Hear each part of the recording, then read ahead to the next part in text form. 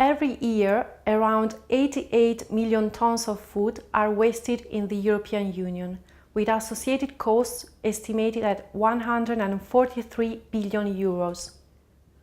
All actors in the food chain have a role to play in preventing and reducing food waste, from those who produce and process food to the consumers themselves.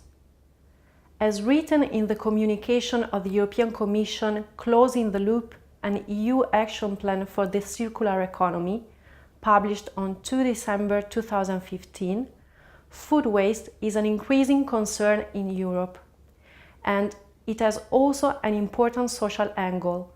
Donation of food that is still edible but that for logistic or marketing reasons cannot be commercialized should be facilitated. From this starting point, some EU member states have designed and implemented new laws and policies to prevent and reduce food waste and to facilitate food donation. On 11 February 2016, France approved Law number 138 of 2016, the so-called Garot Law. This law establishes a hierarchy of actions that each actor of the food supply chain must put in place to avoid food waste.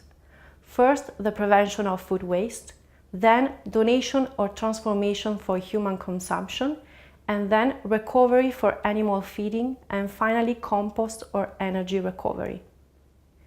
In addition, this law also provides that large supermarkets will no longer be able to throw away or destroy food by pouring bleach on them. Finally, no later than 11 February 2017, supermarkets with a footprint of 500 square meters or more had to sign a donation agreement with a charitable organization or face a penalty of 350 euros. Therefore, with this law, France has become the first country in the world to ban supermarkets from throwing away or destroying unsold food, forcing them to donate it to charities and food banks. In summer 2016, Italy approved Law number 166 of 2016 concerning the donation of food and pharmaceutical products for solidarity and the limitation of waste, also known as the GADA law. This law entered into force on 14 September 2016. The law presents 4 key points. First, it creates a regulatory framework to comprehend the already existing rules concerning fiscal incentives, civil liability, and hygiene and food safety procedures. Second, it establishes a hierarchy for the use of products, prioritizing the recovery for human consumption. Whether it is not possible to redistribute food to people, it should be used for animal feeding or energy. Third, it encourages the food supply chain to donate surplus food rather than to destroy it by simplifying the administrative procedures.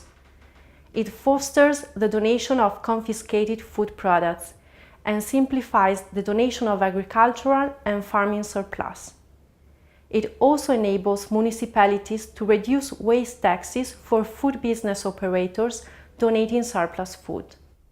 And finally, it establishes a roundtable managed by the Minister for Agriculture, Food and Forestry Policies as a tool for consulting all the involved stakeholders, the food supply chain and the non-profit organizations, including the food banks.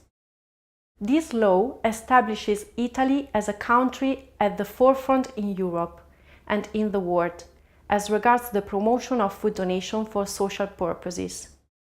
This measure reorganizes the regulatory framework on food donation, simplifying, harmonizing, and fostering the process. In addition, this law seeks to promote food donation through fiscal incentives and simplifications rather than to force the food supply chain to donate surplus food with penalties and sanctions. Unlike an obligation, the empowerment of both profit and non-profit food business operators requires time, but it generates a positive cultural change in the consciousness and behavior of people. Finally, throughout the process of drafting and approving this law, all the competent authorities and the profit and non-profit food business operators work together towards a common goal. This law is a real example of a proactive and effective collaboration. Finally, in October 2016, Romania adopted a law on food waste, which obliges companies to donate or sell at reduced prices the food products that are close to the expiry date. The law introduces fines of up to 2,200 euros for the companies that ignore these provisions.